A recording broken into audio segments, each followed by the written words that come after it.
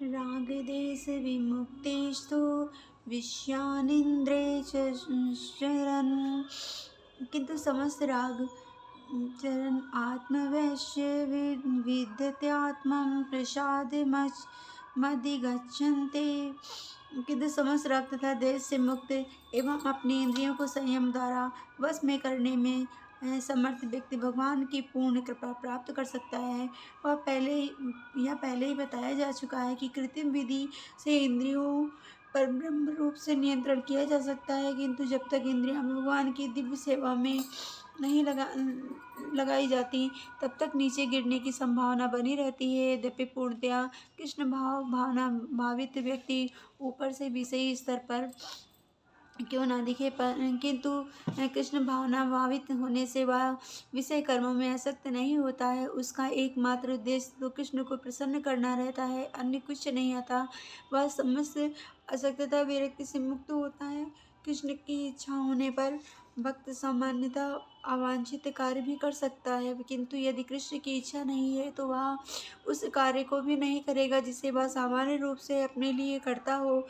अतः कर्म करना या ना करना उसके बस में रहता है, जबकि वह केवल कृष्ण के निर्देश के अनुसार ही कार्य करता है। यही चेतना भगवान की तु की कृपा है, जिसकी प्राप्ति भक्त को इंद्रियों में आसक्त होते हुए भी हो सकती है। प्रसादे सर्व दुखानां हरिनिश्वत प्रजायते प्रसन्न तेजो हाश्नु बुद्धि परिवर्तिते श्रुते। इस प्रकार हे कृष्ण ये इससे कृष्ण भावनामृत में तुष्ट व्यक्ति के लिए संसार के तीनों ताप नष्ट हो जाते हैं और ऐसी तुष्ट चेतना होने पर उसकी बुद्धि शीघ्र ही स्थिर हो जाती है। नास्तिक बुद्धिरयुक्तस्य न वायुव्यक्तस्य भावना चाभावायता शांतिरस्य शान्तस्य पुंता सुखम। जो कृष्ण भावनामृत में परमेश्वर से संबंधित नहीं है उसकी ना तो बुद्धि दिव्य होती है और ना ही मन स्थिर होता है, जिसके बिना शांति की कोई संभावना नहीं है। शांति के बिना सुख हो भी कैसे सकता है। कृष्ण भावना भावित हुए बिना शांति की कोई संभावना नहीं हो सकती है। अतः 5वें अध्याय में उसकी पुष्टि की गई है कि वह जब मनुष्य यह समझ लेता है कि कृष्ण की ही यज्ञ तथा तपस्या के उत्तम फलों के एकमात्र भोक्ता हैं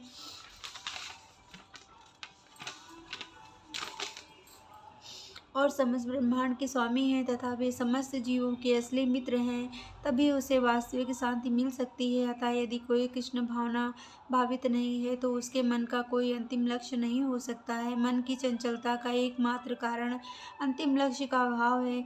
जब मनुष्य को यह पता चल जाता है कि कृष्ण ही भोक्ता स्वामी तथा उसके मित्र हैं, तो स्थिर चित्त होकर शांति का अनुभव किया जा सकता है।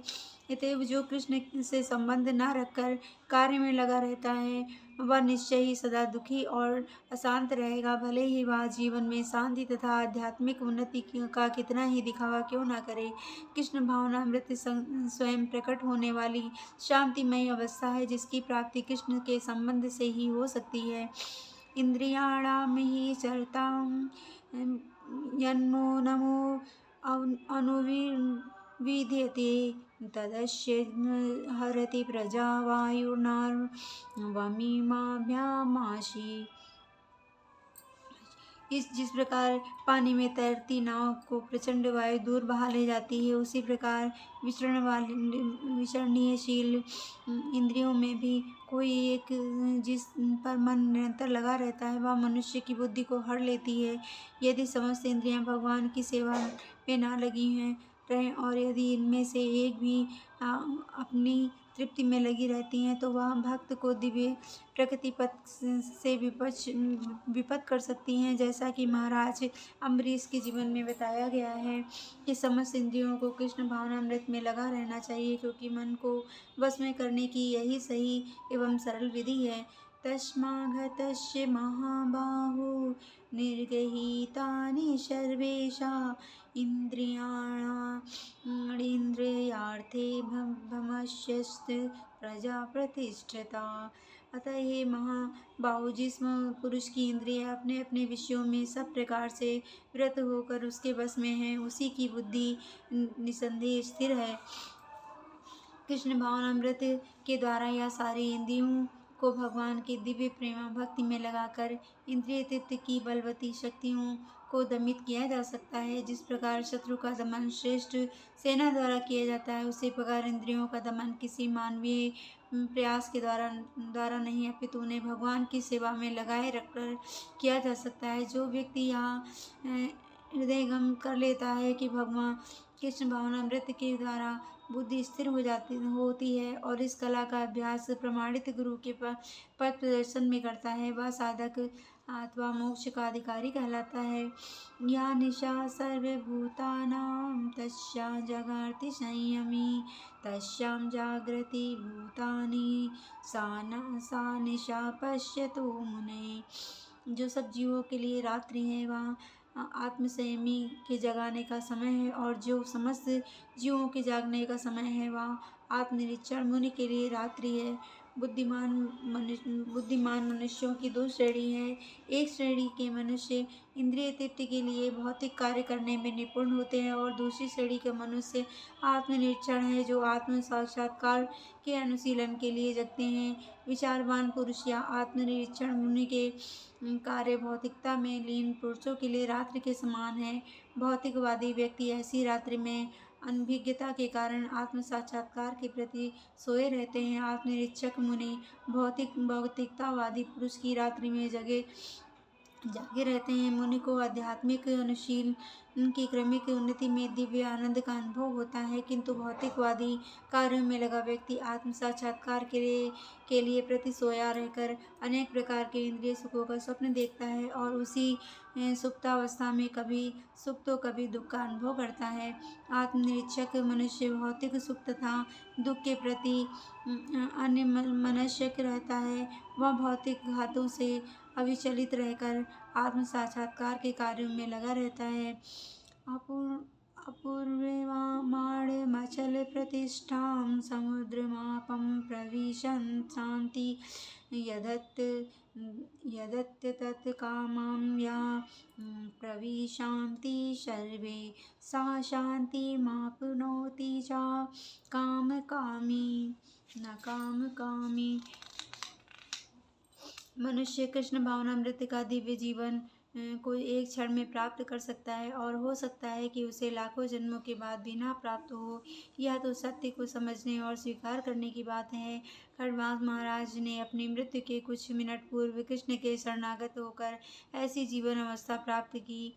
निर्वाण का अर्थ है भौतिकवादी जीवन शैली का अंत।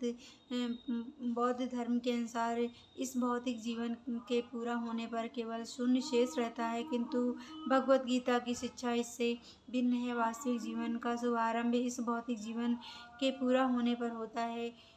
इस भौतिकवादी के लिए यह जानना पर्याप्त होगा कि इस भौतिक जीवन का अंत निश्चित है, किंतु आध्यात्मिक दृष्टि से उन्नत व्यक्ति के लिए यह जीवन के बाद अन्य जीवन प्रारंभ होता है।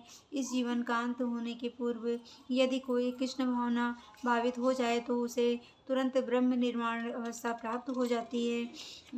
भगवत उद्यम तथा भगवत भक्ति के बीच कोई अंतर नहीं है, चूँकि दोनों चरम पद हैं। अतः भगवान की दिव्य प्रेमा भक्ति में व्यस्त रहने का अर्थ भगवत धाम को प्राप्त करना है। भौतिक जगत में इंद्रिय तृप्ति विषयक कार्य होते हैं, और आध्यात्मिक जगत में कृष्ण भावनामृत विषयक।